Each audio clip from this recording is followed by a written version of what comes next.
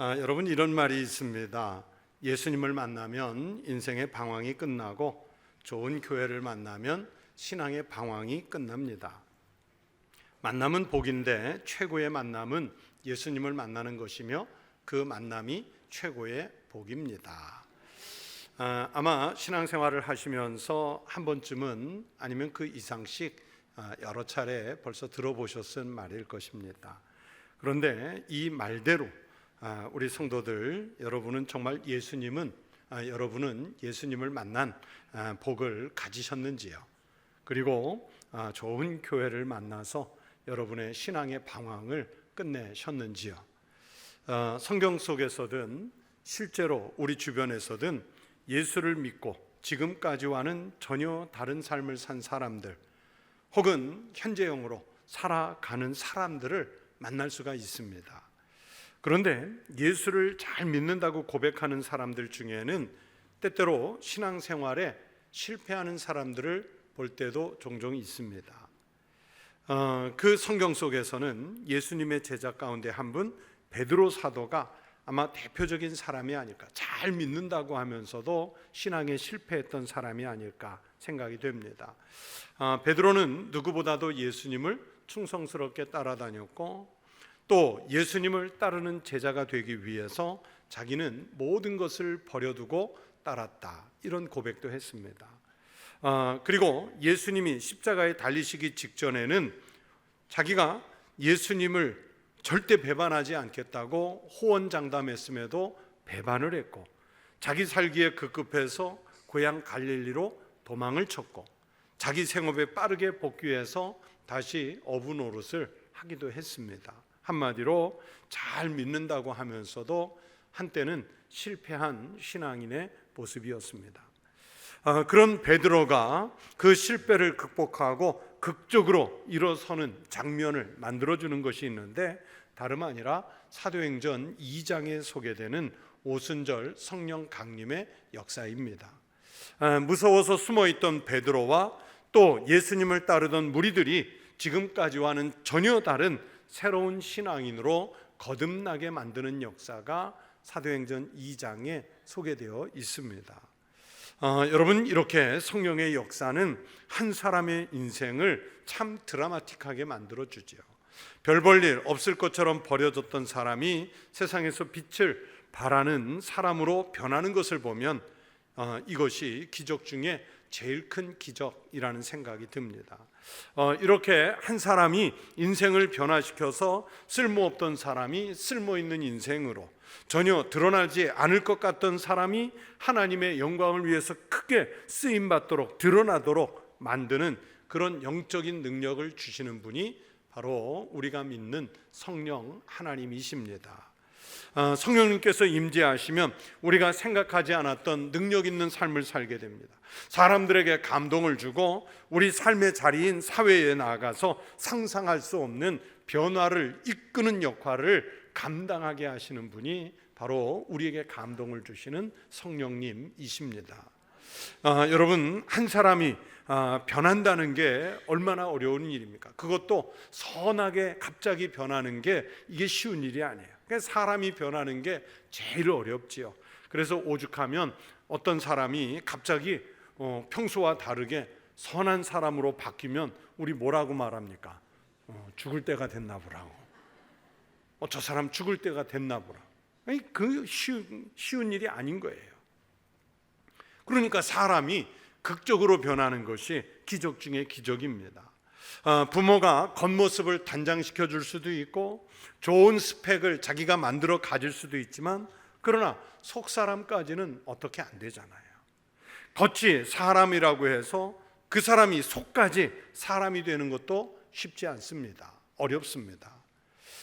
요즘에 서점들에 가면 심리학 책들, 상담학 책들이 막 베스트셀러가 되고, 또 소위 사람을 바르게 제대로 키워본다는 의미에서 코칭이라는 교육 방법론이 막 홍수처럼 쏟아지고 있습니다.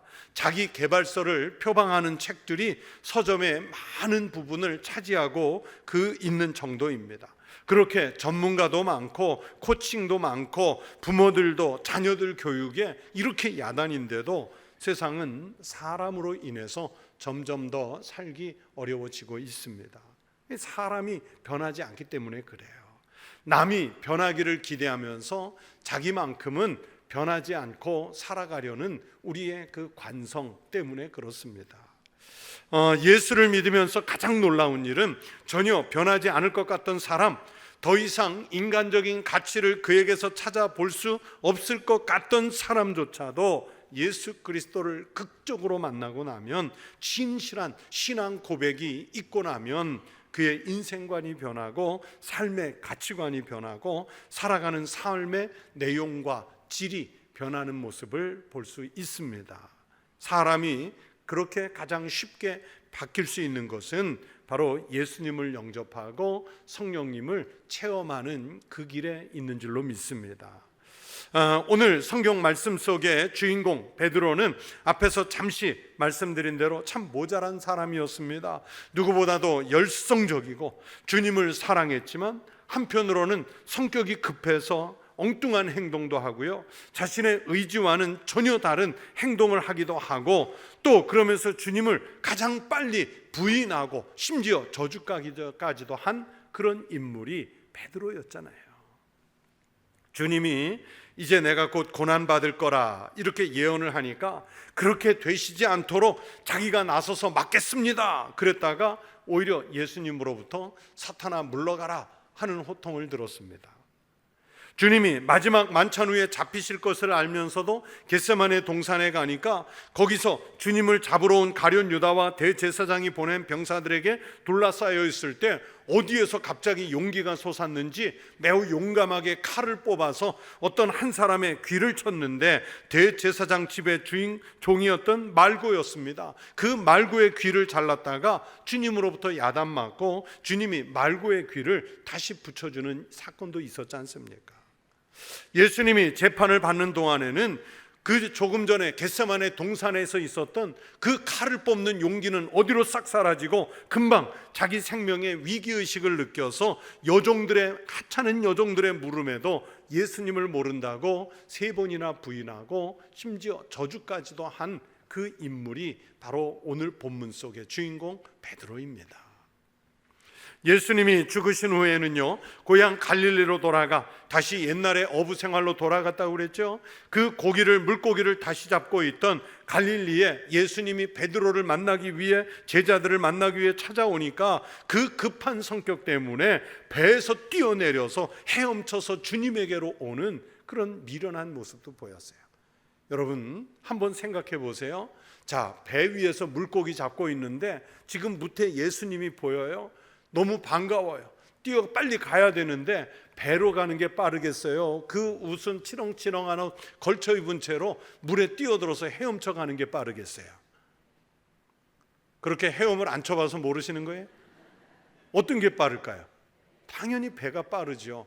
그런데 성격이 얼마나 급한지 그냥 물부터 뛰어들고 보잖아요. 그게 베드로예요. 그렇게 성격 급하고 때로는 믿음도 확실하지 않고 자기 생각을 실행에 옮기는 데는 빨랐지만 주님의 뜻을 헤아리는 데는 늦은 사람이었습니다. 그러나 예수님이 승천하신 후에 예수님의 약속, 보혜사를 보내주신다는 그 약속을 믿고 마가의 다락방에서 주님을 따르던 일군의 무리들과 함께 모여서 온 힘을 다해 기도하며 기다렸습니다. 그리고 예수께서 약속하신 대로 성령의 은혜를 충만하게 받았습니다. 오늘 그래서 본문 속에 베드로는 바로 성령의 은혜를 받은 후에 이전과는 완전히 달라진 베드로의 모습입니다. 성령의 은혜를 받은 베드로는 지금까지의 베드로와는 전혀 다른 베드로였습니다. 급하고 자기중심적이고 겁도 많았던 인물이었지만 이제는 복음을 위해서라면 어떤 어려움이라도 감당할 만한 심령의 준비를 갖춘 인물이 바로 오늘 본문 속의 베드로입니다. 오순절 성령의 은혜를 받은 베드로는요, 당장에 예루살렘 거리로 뛰어나가죠. 그곳에서 예수님의 복음을 선포했습니다. 여러분, 아직도 예루살렘 분위기는요, 예수님을 십자가에 처형했던 그 분위기가 고스란히 남아 있었기 때문에 예수를 따르는 제자들이 나와서 예수의 복음을 전할 수 있는 그런 분위기, 그런 환경, 그런 여건은 전혀 되지 않았습니다. 하지만 복음을 나와서 선포했고, 마치 술 취한 사람처럼 보일 만큼 열정적으로 설교했습니다. 하루에도 3,000명씩 교회로 밀려오게 하는 그 중심에 베드로가 있었습니다. 성전에 기도하러 올라가다가 미문에 앉아서 구걸하던 안진뱅이에게 은과 금은 내게 없거니와 내게 있는 이것을 내게 주노니 나사렛 예수 그리스도의 이름으로 일어나 걸으라, 이렇게 명령할 정도의 성령의 권세도 가지고 있던 분이 베드로였습니다. 아마 전에도요, 성전에 올라가다가 그 안진뱅이를 여러 차례 보았을 거예요. 그러나 감히 안진뱅이를 일으킨다는 생각조차도 하지 않았고, 또 마음속에 실제로 생각을 했다 할지라도 그랬을 때 정말 안 일어나면 어떻게 하나 하는 그 염려 때문에 용기가 나지도 않았었을 거예요. 그러나 베드로는 이제 성령의 감동이 된 이후에는 그런 마음속에 일어나는 그런 염려, 생명에 대한 위협, 이런 것들이 없어졌습니다. 그렇게 열정적으로 복음을 전하다가 이제 사도행전 4장에 넘어와서는 관리들에게 잡히고 말았어요. 그러나 체포되었다고 해도 베드로는 그들 앞에서 전혀 주눅들지 않습니다. 사도들은 오늘 본문 5절 말씀에 보시면 관리들과 장로들과 서기관들 앞에서도 당당합니다. 그들이 너희가 무슨 권세와 누구의 이름으로 이 일을 행했느냐고 다그치면서 사도들 신문하죠. 이 상황에서 누가 나서서 베드로를 돕고 요한을 도울 수 있겠습니까? 아무도 이들을 돕거나 보호할 수도 없고 상황도 안 됐습니다. 이 위기 앞에서 베드로는 어떤 태도였습니까? 8절에 보시면 이에 베드로가 성령이 충만하여, 그랬습니다. 베드로는 성령이 충만한 상태에서 자기들을 억압적으로 바라보고 있는 백성의 관리들과 장로들과 서기관들 앞에서 담대하게 자기를 통해서 나타난 하나님의 뜻, 즉 복음을 선포하고 있습니다. 여러분, 베드로가 의사여서 어떤 의료적 행위를 해서 안진뱅이를 일어서게 했습니까? 베드로가 배운 지식이 많아서 그 지식의 능력을 가지고 그들 앞에서 당당하게 말하고 있습니까? 아닙니다. 그래서 베드로를 신문하고 있던 관리들조차도 깜짝 놀라서 이런 말을 하죠. 오늘 본문 바로 뒤에 13절을 보십시오. 그들이 베드로와 요한이 담대하게 말함을 보고 그들을 본래 학문 없는 범인으로 알았다가 이상히 여기며 또 전에 예수와 함께 있던 줄도 알고, 아주 평범하기 그지없는 인물들이었고 무식하기 짝이 없는 인물들이었고 그들이 공부하지 못했다는 것을 그 관리들이, 서기관들이, 장로들이 다 알고 있단 말이에요. 다만 조금 특이한 이력이 있다면 베드로가 전에 예수와 함께 있던 인물이라는 뜻입니다.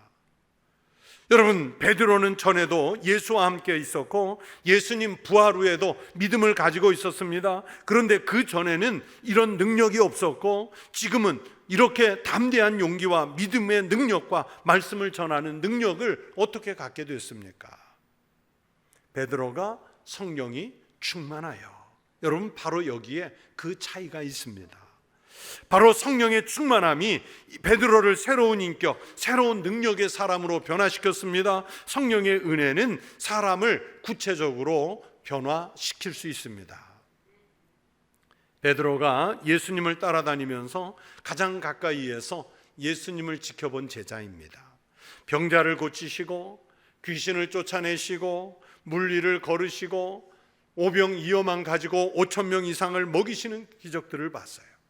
심지어 다른 제자들과 달리 베드로와 야고보와 요한 이 세 제자는 예수님께서 죽은 사람을 살리시는 것을 직접 가까이에서 목격했습니다. 또 예수님이 변화산에서 하늘의 모습으로 변화하실 때도 베드로와 야고보와 요한은 가까이에서 목격했습니다. 베드로가 얼마나 감격적인 체험을 많이 했겠습니까? 그보다 더 많은 기적을 볼 수는 없었습니다. 그럼에도 불구하고 베드로는 주님을 모른다고 부인하잖아요. 그리고 주님 십자가에서 죽으신 다음에는 무서워서 숨어 지냈습니다. 정말 나약한 인간의 모습을 보여줍니다. 가장 가까이에서 예수님을 지켜봤으면서도 인간이 경험할 수 없는 특별한 기적들을 가까이에서 목격했으면서도 베드로는 달라지지 않았어요. 그랬던 베드로를 변하게 한 것이 무엇입니까? 바로 성령의 은혜입니다. 오늘 본문은 그것을 베드로가 성령이 충만하여 오순절 마가의 다락방에서 경험했던 그 사건이 베드로를 변화시켰고 초대교회 성도들을 변화시켰습니다. 베드로로 하여금 복음을 위해 일생을 바치는 사도로 만들어 주셨습니다. 여러분, 오늘 우리도 신앙생활을 하면서 바로 이 대목에 주목하셔야 합니다. 성령의 강림이 없으면 신앙생활은요, 여러분 힘이 없습니다. 신앙생활에 능력이 나타나지 않습니다. 성경을요 수십 번 읽고 말씀을 줄줄이 외워도 남들이 존경할 만한 교회에 이런 저런 직분을 가져도 교회를 수십 년 다녀도 아니 남들에게 성경을 가르칠 수 있는 교사와 같은 지식을 가지고 있어도 오순절에 성령의 은혜를 경험하지 못하면 그냥 남들도 할 줄 아는 교회 생활을 하는 정도에 불과할 뿐입니다. 그런 조건들이 사람을 변화시키는 것이 아닙니다. 성령의 은혜를 체험해야 믿음의 능력이 생기고 예수님이 나와 직접 관계가 맺어지고 내 삶의 자리에서 주님의 능력을 펼치며 살아갈 수 있는 권세 있는 신앙인이 될 수 있습니다. 성령의 능력을 가져야 여러분이 그동안 읽고 배워보고 듣고 해서 알게 된 그 말씀들이 그냥 단순한 책자의 말씀이 아니라 능력이 될 줄로 믿습니다. 여러분이 가지고 있는 직분이 그냥 이름 허울 뿐인 직분이 아니라 비로소 주님의 뜻을 위해 섬기는 직분으로 변화를 시켜 주실 줄로 믿습니다. 신앙생활에서 주님을 닮은 사람의 모습으로 나타나게 될 수 있습니다. 그래서 예수 믿고 성령의 은혜를 체험하는 것을 우리가 중생, 즉 거듭남, 다시 태어났다고 표현하지 않습니까? 교회 안에 앉아 있으면서도 거듭나지 못한 성도가 많아요. 그러나 성령의 감동이 있으면 완전히 거듭나 중생의 지금까지와는 다른 그리스도인으로 살아갈 능력을 갖게 되는 거예요.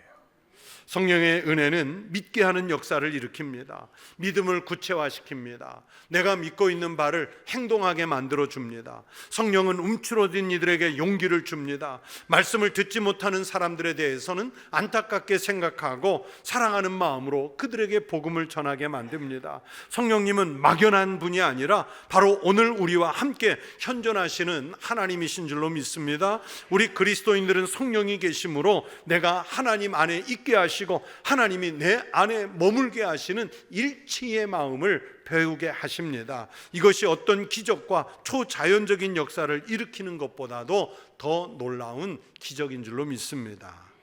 여러분, 지금 우리가 교회력으로 오순절 기간을 지난주부터 보내고 있어요. 오늘은 성령 강림절후 첫 번째 주일이면서 동시에 삼위일체 주일입니다. 부활절 후부터 7주가 지난 후에 오순절을 맞게 됐고 그게 지난주였어요.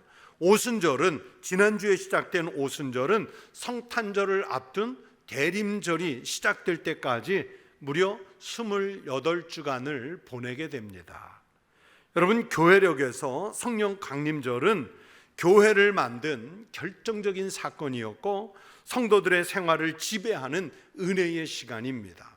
그래서 교회력에서 성령 강림절이 52주 가운데 무려 절반 이상 그 비중을 차지하도록 성령 강림 주일이 배치가 되어 있습니다. 우리는 성령님에게 빚을 진 사람들입니다.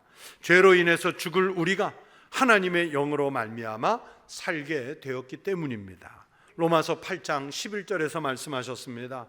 예수를 죽은 자 가운데서 살리신 이의 영이 너희 안에 거하시면 그리스도 예수를 죽은 자 가운데서 살리신 이가 너희 안에 거하시는 그의 영으로 말미암아 너희 죽을 몸도 살리시리라.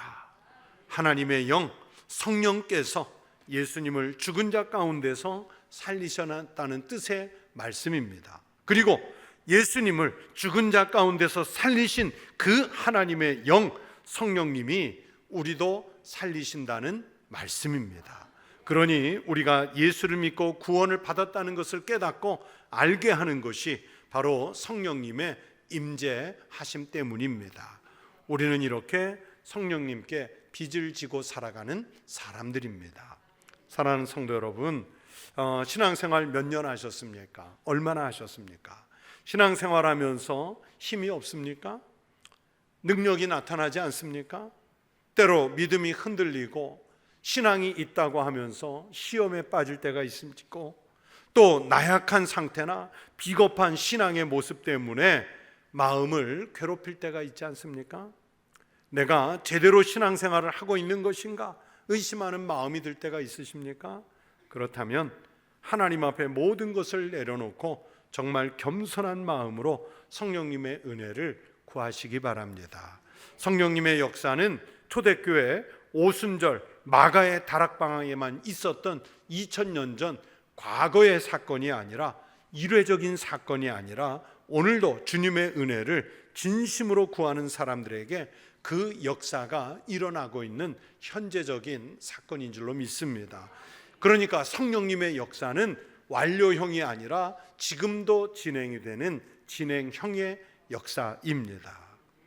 우리 기독교 신앙은 사람을 변화하게 하는 능력이 있어요. 변화가 안 될 사람은요, 아무리 좋은 환경을 만들어줘도 변화되지 못합니다. 배운다고 사람이 변합니까? 오히려 배운 것 때문에 사람 버렸다는 사람 많이 볼 수 있잖아요. 돈으로 사람을 변화시킬 수 있습니까? 아니요. 돈이 외모는 변하게 할 수 있겠지만 사람 망치는 경우 더 많이 봅니다. 인간적인 능력, 의지, 우리의 지식으로는 속사람을 온전하게 변화시키는 것 불가능에 가깝습니다. 성령의 역사가 일어나야 속사람이 변화되고 능력 있는 그리스도인의 삶을 살 수 있습니다. 그것이 바로 우리가 믿는 기독교 신앙인 줄로 믿습니다. 우리 기독교 역사에 경건주의라는 운동이 있는데 이 경건주의 운동을 일으킨 중요하신 분이 있습니다. 종교개혁의 바람이 한창 막 유럽을 덮고 있던 17세기에 경건주의 개혁 프로그램 가운데 피아 데시데리아라는 프로그램이 있는데 그 운동이 있었는데 이 피아 데시데리아라는 말이 라틴어인데 우리말로 하자면 뭐 경건한 열망, 경건한 갈망 이런 뜻으로 번역할 수 있어요. 그런데 이 피아 데시데리아 운동을 주도하면서 경건주의의 새 바람을 일으키신 분이 필립 야콥 슈페너라는 분이에요. 필립 야콥 슈페너라는 분인데 지금도 우리가 신학을 공부하면 이 모든 경건주의의 기원을 이 필립 야콥 슈페너에게서 찾습니다. 이분이 낸 소책자가 있는데 우리나라말로도 번역이 돼 있어요. 제가 잘 아는 그 가까운 교수님이 번역을 했는데 근데 제목이 아주 길어요. 하나님이 기뻐하시는 참된 복음적 교회의 갱신을 위한 마음의 소원. 저도 한 두어 번 읽었는데 아직도 제목을 못 외우겠어요. 그래서 제목이 너무 길어가지고 한 2, 3년 전에 교수님이 그 출판사에서 다시 책을 냈어요. 그 사진을 좀 보여드리면 그 파란색 겉표지는 이제 제가 예전에 긴 제목의 책을 읽은 거고 지금 새로 2, 3년 전에 다시 나온 책은 경건한 열망 이렇게 돼 있어요. 내용은 같습니다. 다 똑같아요. 그런데 이제 다시 제목이 너무 길어서. 그런데 이 책에서 슈페너는 개혁을 위해서 6가지를 제안하고 있어요. 이게 이제 주제인데 그 6가지가 뭐냐? 하나님의 말씀을 더욱 풍성히 우리 가운데 있게 할 것, 영적인 만인 제사장직을 올바로 시행할 것, 알미 아니라 행함을 통해 기독교의 본질을 드러낼 것, 공허한 종교적인 논쟁 대신에 기도와 신앙의 모범과 사랑을 통해서 상대방을 설득할 것, 신학 교육을 단순한 학문이 아니라 신앙과 실천의 학문으로 삼을 것, 설교를 단순하고 신앙적인 것으로 바꿀 것. 이것은요, 우리 목회자들에게만 한 얘기가 아니라 여러분 같은 평신도에게 권면하는 이야기들입니다. 그런데 슈페너는 우리가 예수를 진심으로 믿고 변화를 받으면 이렇게 경건한 삶을 이룰 수 있다고 믿었고요. 그래서 경건, 온전한 경건이라는 것이 가능하다고 생각했습니다. 그런데 그 온전한 경건이라는 것을 이룰 수 있게 해주는 것이 인간의 의지가 아니라 바로 그 인도자 되시는 분이 성령님이시라고 말씀하고 있어요. 성령님이 역사하셔야 우리가 온전한 경건을 이룰 수가 있어요. 오늘 성경 본문은, 사도행전 4장의 이 본문은 바로 이런 경건을 이루어낸 베드로와 사도 요한을 우리에게 보이고 있습니다. 우리에게도 충분히 일어날 수 있는 이 변화의 가능성을 오늘 본문에 베드로 사도가 보여주고 있어요. 우리가 육신의 욕망에 사로잡혀서 살면 그 삶은 결국 육신의 욕망에 지는 참혹한 결과가 나옵니다. 거룩한 삶을 위해서는 영으로서 우리 몸의 행실을 죽여야겠죠. 육신을 이길 수 있는 힘은 오직 성령님에게서만 나오는 줄로 믿습니다. 육신의 욕망을 제어하고 통제할 능력은 슈페너의 이야기처럼 인간의 노력으로, 의지로 얻는 것이 아닙니다. 거룩한 하나님의 영, 성령의 인도를 받아야만 합니다. 우리가 하나님의 자녀가 된다는 것은 성령님의 인도에 의하신 것임을 믿어야 합니다. 오늘 성경 말씀 속에 베드로가 그것을 잘 보여주고 있어요. 누구보다도 예수님을 가까이 모셨으나 전혀 변화하지 못했고, 급하고 소심하고 무식하고 비겁하고 신앙에 실패했던 인간 베드로를 오늘 본문 속으로 변화시킨 것이 바로 성령님의 충만함인 줄로 믿습니다. 그리고 누구보다도 베드로를 뛰어난 역사적인 인물로 만들어 키워주신 분이 성령님이셨습니다. 오늘 우리 청북교회가 성령의 은혜로 충만한 마가의 다락방 같은 교회 될 수 있기를 축원합니다. 우리 교회를 출입하는 성도님들이 심령 속에 예수 그리스도의 영으로 충만하시기를 축원합니다. 그래서 어느 누구 앞에서도, 어떤 고난이나 환경 앞에서도, 그리고 여러분이 살아가는 삶의 자리에 나가셔서도, 여러분을 향해서 신앙적인 도전을 멈추지 않는 사람들 앞에서도 베드로 사도처럼 전혀 주눅들지 말고 담대한 신앙인으로서의 삶을 살아가는 큰 믿음의 성도들이 되시기를 우리 주의 이름으로 축원합니다. 기도하겠습니다. 하나님 아버지, 우리는 베드로보다 비겁하고, 베드로보다 믿음도 작고, 베드로보다 소심하고, 주님을 버리고 도망치는 데는 베드로보다 훨씬 빨랐던, 그래서 철저하게 신앙에 실패할 수밖에 없던 인간이 바로 저희들임을 고백합니다. 그런 저희들에게도 예수를 믿게 하셨으니 단순히 믿는 것이 아니라 성령님의 은혜가 충만하여, 베드로 사도가 성령이 충만하여 담대했던 것처럼 우리에게도 그 역사가 일어나게 하여 주시옵소서. 우리 청북교회가, 그리고 우리 한국교회가 마가의 다락방이 되게 하여 주시옵시고, 성령의 능력으로 다시 부흥하는 교회들이 될 수 있도록 인도하여 주시옵소서. 예수님의 이름으로 기도드리옵나이다. 아멘.